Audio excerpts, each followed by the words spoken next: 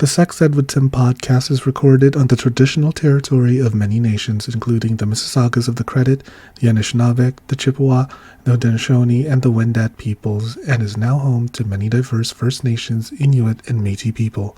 We acknowledge that Toronto is covered by Treaty 13, signed with the Mississaugas of the Credit, and the Williams Treaty, signed with multiple Mississaugas and Chippewa bands. You're listening to Sex Ed with Tim.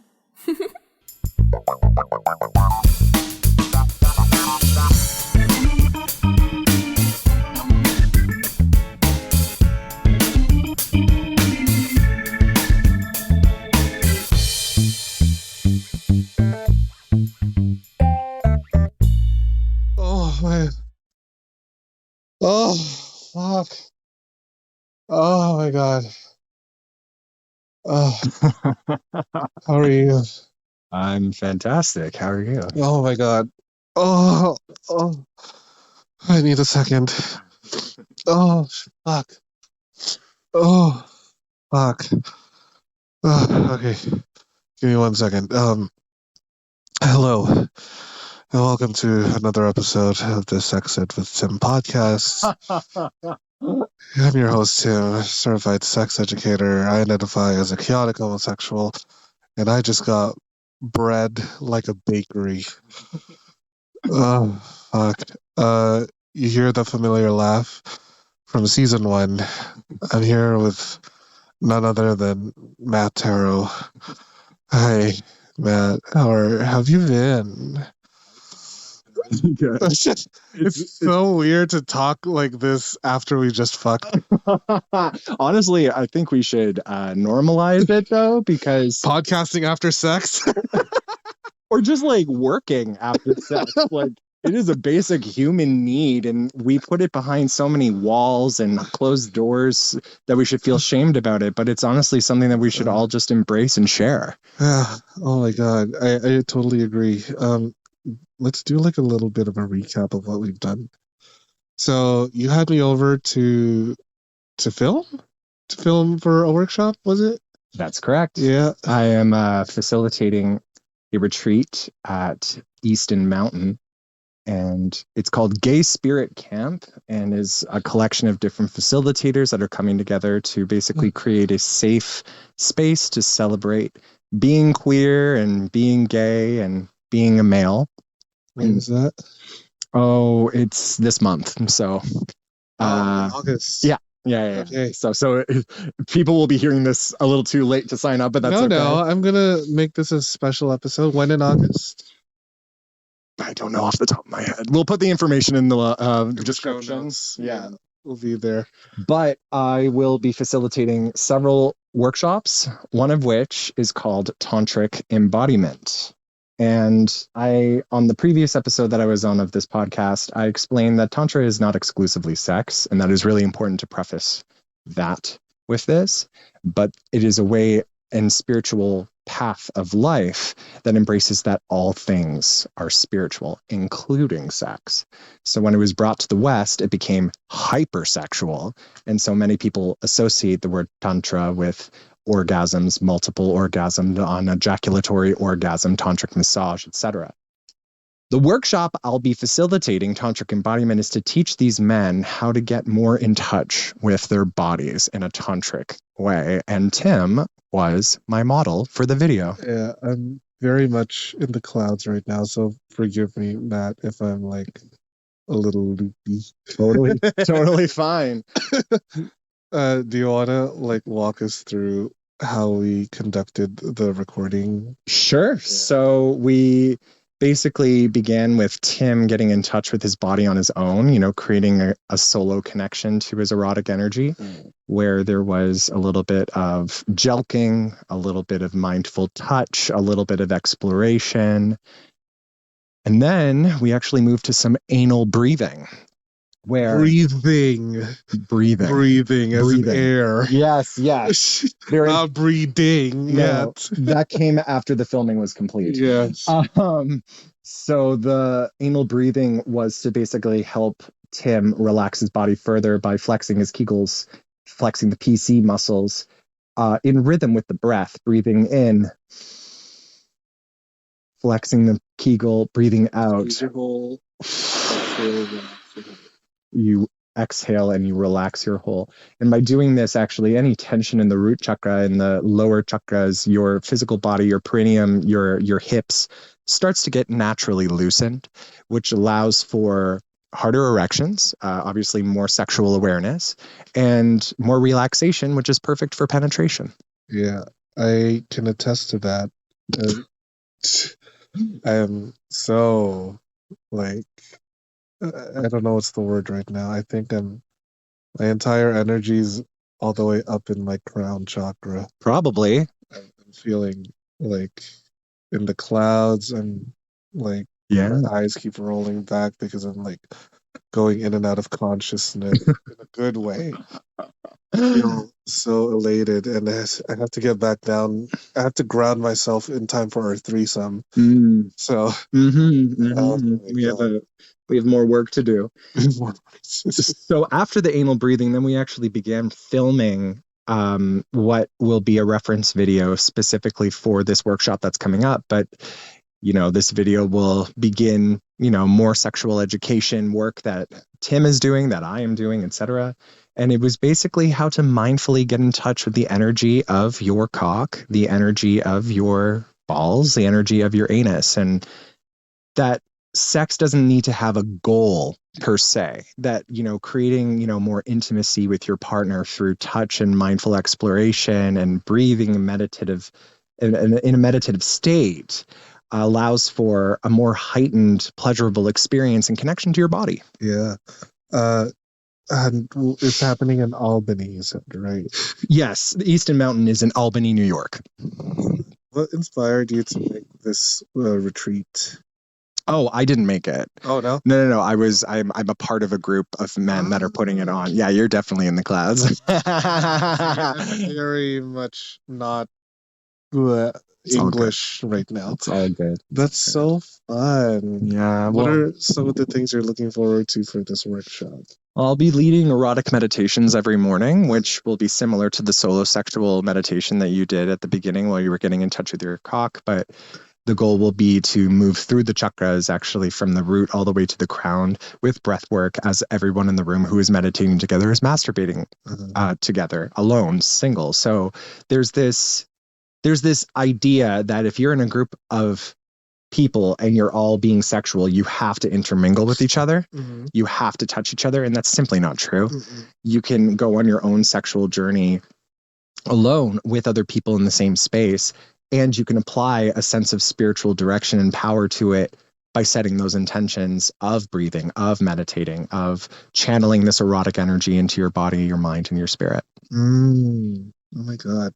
Why is it so important to start every morning with this erotic meditation? Because we are so disconnected from our sexuality in this day and age. Many of us turn to Twitter, now X. Which Ew. Is so, oh my God. Stupid. Someone needs to dethrone Musk. Anyway, let's not get political. People go to porn, people go to external stimulus, people go to different spaces to find their sexual fix. There's nothing wrong with that, like having specific kinks or fantasies that you want to live out. Totally okay if everyone's consenting and it's all good. But to create an intentional, conscious sexual space is completely game changing, because you become more aware of your desires. You become more aware of what makes you tick. You become more aware of your connection to your body and your cock and everything. That if you were to set the intention to mindful meditate every day, you're not just jacking off as quickly as possible, like when we were, little kids and we were ashamed of our bodies, and we had to hide and all that. We can now, as grown adults, connect with our bodies in a way that is mindful and healthy and slow and intentional and blissful. It's more intent. Is that the word? There's more intention and a sort of like purpose. Yes. Yeah. It's not just primal carnal connection, ooga booga, me touch pee pee, like. As the academic terminology goes, Correct. Ooga booga, me touch pee pee. Exactly. There's more of an intention around I'm creating a mindful space to safely explore my sexuality and integrate it with my spiritual energy as well. But there's totally nothing wrong with being primal and carnal. I kind of liked that because when you were fucking me, you got very primal. Yeah. You're like, your pussy feels so good. And I'm like, yeah. Yeah, I feel like the internet and the world knows me as this like, pillow princess sub bottom, but it takes the right chemistry and Dr. Jekyll, Mr. Hyde transformation. I mean, I don't blame you. I guess my hole has that effect on people. Yeah, it gives like Princess Peach energy in the best way. Yes, Peach. I don't know. What is it about my hole and my ass that just makes people want to fuck it? It's because you have a big heart, Tim. Is that why? I think so. God, I've been like literally, I'm not even kidding. This week alone, 7 people have commented, "You have such a big heart." Like, what am I doing that makes my heart so like visible? Like, do I need to zip up something? No, I mean, honestly, I think it's because you are being in service to the collective in a way that it needs to be. Being a sex educator and bringing levity and light and fun to the idea of sex and eradicating shame and teaching people about their needs and how to create successful and happy and safe intimacy. You have a big heart. It takes someone with a big heart to do that kind of work. I guess. Plus, I have a big ass. That it's huge. It was like I was shaking an entire state in the United States at every thrust. It was wild. It did feel like the earth was moving. Yeah. I felt the earth move under my feet. I felt the sky tumbling down. Totally. Oh my God. Well, I'm so glad that like we're reconnecting because I feel like we had such a long time since our last interaction. It's true. What have been some of the big major changes for you personally or career-wise from our last interaction to now? Absolutely. So I was working primarily as a spiritual guide, and I was working with a lot of queer men using tarot and energy work and tantric work specifically, but I had an opportunity to kind of pivot in a different direction and integrate all aspects of my training as, a creative arts therapist, someone who has been doing self-inquiry work beyond spiritual work for quite some time, who's been to therapy, that I am now operating as a queer men's spiritual life coach. Oh my God, yes. So from that, there's this ever blossoming evolution where I am integrating all aspects of who I am as a person to help other people in their lives, not just from a spiritual context, not just from a sacred sexuality context, not just from like a divination, tarot reading, intuitive context, but I help LGBTQ plus men achieve their goals by creating a mindful container that is safe and client focused to set intentions to improve their mindset, get connected to their body spiritually and physically, to improve their relationships and communication, and find purpose in their life.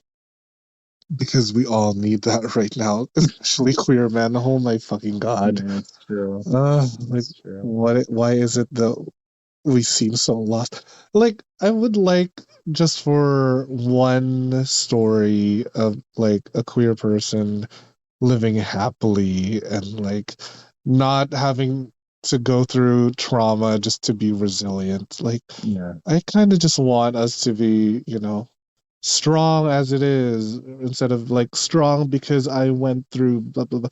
But then again, only diamonds are created under immense pressure. So True. I feel like there's a real sense of in order to be like a liberated queer person, you have to have transmuted your trauma. But healing is never complete. And personal journeys are never like fully 100%. It's non-linear and it's constantly ever folding. People can get re-triggered from their past. People can, have something that come up that is challenging in ways that they never considered before. Mm-hmm. And the human experience is finite, it has an eventual ending. So the idea that we as a queer people can exclusively only triumph by having trauma happen is ridiculous. Mm. And that if we do have these traumas and these trials and tribulations, that we can go through the cycles of experiencing it, re-experiencing it, healing from it, and then experiencing it again in a different way. like a washing machine, Yes, going through one cycle after the other. totally. After we've stained the sheets and we I need to get know, everything seriously. clean. Oh my God, Matt. One time I was having guys over at this apartment, and I was there for an entire weekend. The sheets were sweaty and cum stained, and then the owners were like, "What did you do?" I was like, "Well, you told me I could have guys over." Right. They're like, "Oh, right, okay, my bad." Yeah. If you give Tim permission to do that, then prepare for waterworks. Yeah, exactly. Prepare for having a very long laundry day. Make sure you get a roll of quarters, you know? Oh my God. So, you brought up some pretty cool terminologies there about trials and tribulations. Would you say that your work in sex and spirituality is somewhat political? Absolutely. I would say that, I myself have chosen to work with LGBTQ plus men because I identify as a man and I have the male experience, but I identify as a queer man because I don't believe that I'm a singularly homosexual person. I have had connection with trans folks before. I've had connection with non-binary folks before. And I think it's important for us to embody queerness if it speaks to us because it is a political statement, that we are one community with different expressions and different shades of the rainbow. We'll be right back after this commercial break. Yes! Hey, you sick motherfuckers! I've got a special treat for you. Need a new toy to spice up your sex life? Head over to loveshop.ca/sexedwithtim and get yourself a cock ring, a dildo, a vibrator, or even a life-sized sex doll. Damn, I guess love really does come in all shapes and sizes. Get 15% off your entire order when you use code SEXEDWITHTIM at checkout. They're shipping to all of Canada and the United States because North America is horny. That's loveshop.ca/sexedwithtim and use code SEXEDWITHTIM for 15% off your entire purchase. Happy orgasm! Do you like feeling sexy and looking sexy? Of course you do. Only my listeners are sexy as fuck. I have partnered with fetishwear designer Dale Kuda to bring you the hottest deals on custom jockstraps, harnesses, hats, and more. Head over to dalekuda.com, that's DALEKUDA.com, and use code SEXEDWITHTIM at checkout for 25% off the entire store. Yeah, you heard me. 25% off. And cherry on top, free shipping. Oh my god. I have a few of the stuff that he has made for me, and girl, I'm wearing it right now. I'm wearing like a little jockstrap so that I could easily just like slip a little butt plug or dildo every now and then here and there, and I'm on the train. I'm just like, thank you, Dale. That's dalekuda.com with the code SEXEDWITHTIM for 25% off your entire purchase with free shipping. With a deal like that, I swear I could come buckets, honey. The show is about to begin. Yes! I'm more of a pastel. Oh, yeah? Like a pastel pink or blue? Ooh, definitely pastel pink. Okay. Because I'm also still fixated on Barbie. Oh my god, let's talk about Barbie. Can we please? Just a quick second. No, not a quick second. I was floored. I was not expecting anything amazing. I was like, oh, it's going to be Barbie, like whatever. Yeah. But the fact that there was an existential crisis, a hero's journey, a transformative experience, also heartfelt conversations about the realities of patriarchy and women's place in patriarchy and how it is so hard to be a woman or to be femme and to like have to navigate that every day. It was mind-blowing how masterful that film was crafted. It's so incredible. And also, if you haven't watched it, these are going to be spoilers. So we're going to be talking about what happens in the movie. Oh my God. So first of all, how amazing is it that like there were Barbies of all different backgrounds. Yeah. You had Black Barbie played by Issa Rae as the president. Yeah. And then you had like oh my god, who was that girl from? She's from Dairy Girls. I forgot her name. Oh. But she was like some sort of like councilwoman Barbie.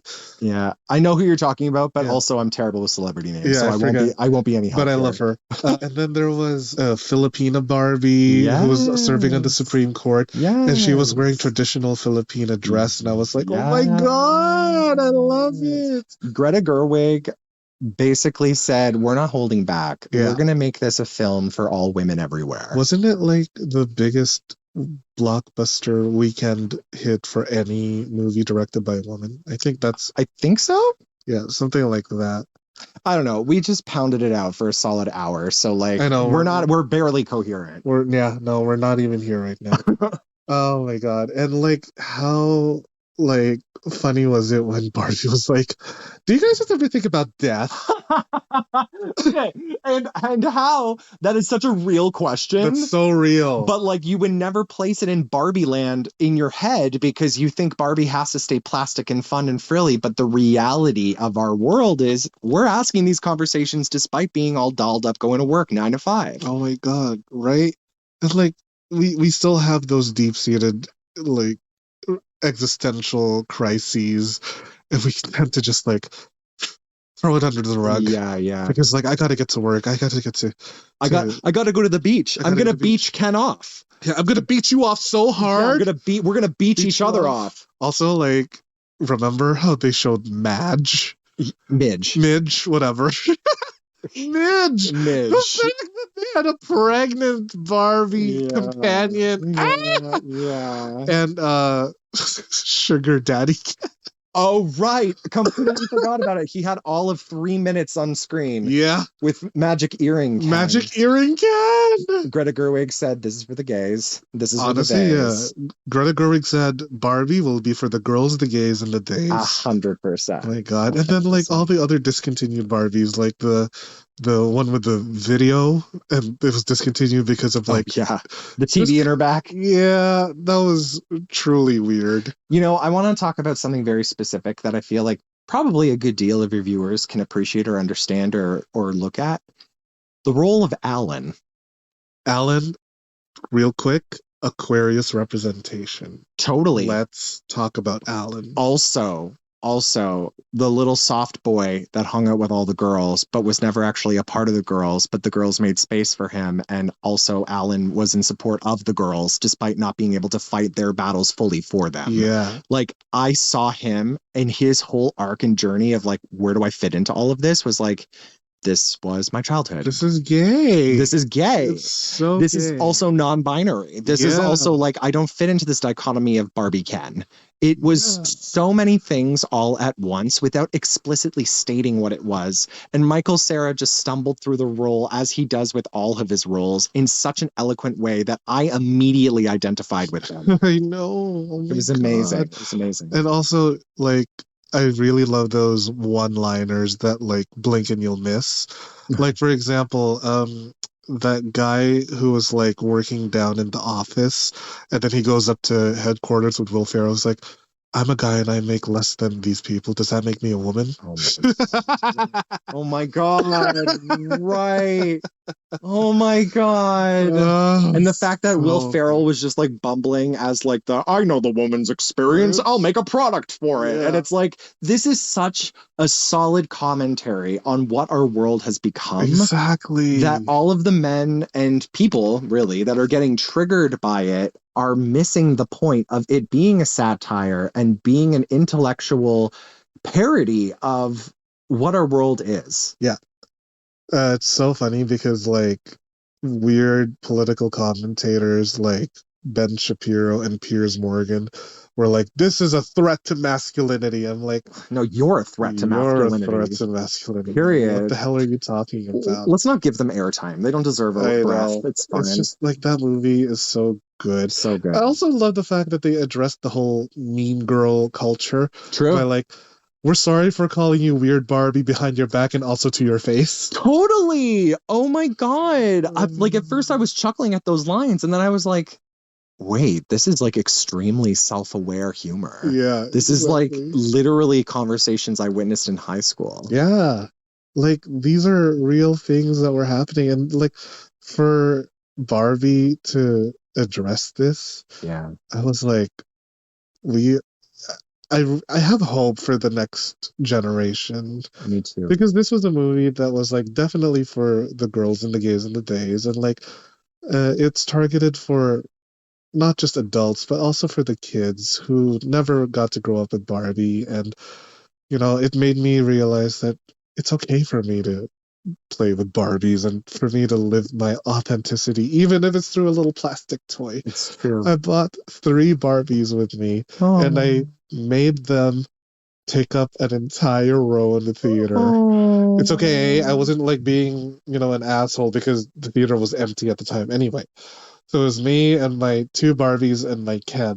We're all sitting in the row watching the movie, and we're like, yes, living our best life. That's so I beautiful. loved it so much. And like Ryan Gosling really was just the perfect role for that. Yeah, as toxic and gross as it was, I kind of wanted to hook up with him in his Mojo Dojo Casa house. Oh my God, I would too. I mean, like, also, we need to be in solidarity with Barbie, so maybe we should take back what we just said.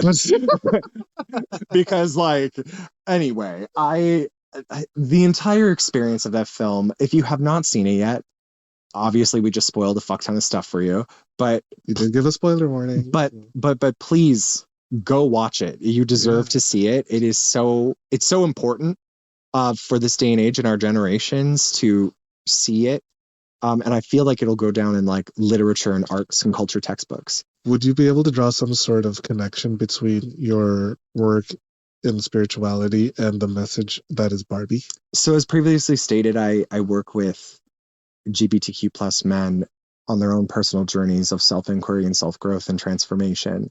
I have a background in clinical therapy. I worked in hospitals and had a private practice. And I also had, developed a pretty big spiritual practice, learning from different teachers on the tantric path and self-teaching tarot and learning about crystal healing, integrating the mundane with the mystical and allowing myself to be my most authentic queer self. So Barbie, in my opinion, the film is really just creating an opportunity for all of us to have a self-inquiry moment where we are looking at ourselves as, am I a Barbie? Am I a Ken? Am I Alan? Am I even in Barbie land? Am I even participating in this, dichotomy, this binary, this issue? And where is my place in a patriarchal world that's incredibly limiting and incredibly restrictive? What's my relationship to masculinity and femininity? And all of these things, I think, can only happen if we're willing to ask the question. And so my clients, when they come to me, a lot of them say things like, I really want to have better sex, or I want to find a partner, or I don't love my body. And that's only the tip of the iceberg. Because then we start the work together, and we start the mindfulness, and we start the meditation, and there's journaling, and there's shadow work, and there's conversations. There's the mindful masturbation meditation.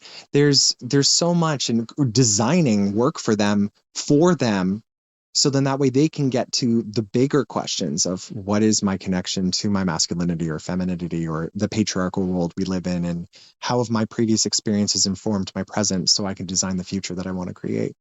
And Barbie has done that for people, especially if they were not conscious of any of it before. Oh my God, that was so well said. I mean, you really put me on the spot there. I had to perform. I know. Oh my God, sorry, but like you really drew the connection, and I think that's so beautiful. And people, go watch Barbie and be conscious of your own biases and see where you stand in your relation to your body and your mind and your spirit, and like hire Matt for some spiritual work. Truly. Thank you. Yeah. Thank you so much for having me, Tim. Thank you so much, Matt. And can you remind people where to find you, plug everything that you want, just like how you plugged my ass with your penis? Absolutely. So you can find me on Instagram and TikTok at Mattarot, Mattarot. You can also find me on my website, www.embodies.com. mattarot.com. I have a newsletter that has exclusive offerings and updates about upcoming events like this retreat that I filmed the video with Tim for. Ooh, my audience is gonna, whoever is listening and they go to your retreat, they're gonna see my hole and my cock at your retreat. Yeah. It'll be like, so that's who I've been listening to this entire time. Not the face, Not the the hole. face, just my hole Yeah. and my cock. Yeah. Oh my God. Yeah. Well, that's all the time we have for Sex Ed with Tim. We're gonna continue to bask in our post-coital glow. And if you really like this episode, please don't forget to rate, review, subscribe, click the 5 stars, however you want, because you're supporting queer content, sex ed content, and person of color content, I guess. Absolutely. But I have never promised the content to be good. You're supporting garbage content for all I care. Self-awareness is key. Exactly. Just like Barbie, do you ever think about death? So thanks for listening to another episode of the Sex Ed with Tim podcast, and I will see you all at the next episode. Bye, everyone. Thanks for listening to the Sex Ed with Tim podcast. Sex Ed with Tim is created and produced by me, Tim Lagman. Music is Aces High by Kevin MacLeod. Follow me on Twitter and Instagram at GaySlutClown and at Sex Ed with Tim. You can also like and follow me on the Sex Ed with Tim Facebook page. If you enjoyed the show, please rate, review, and subscribe on Apple Podcasts, Spotify, or wherever you get your podcasts. Thanks for all your support, you dirty little slut. Mwah.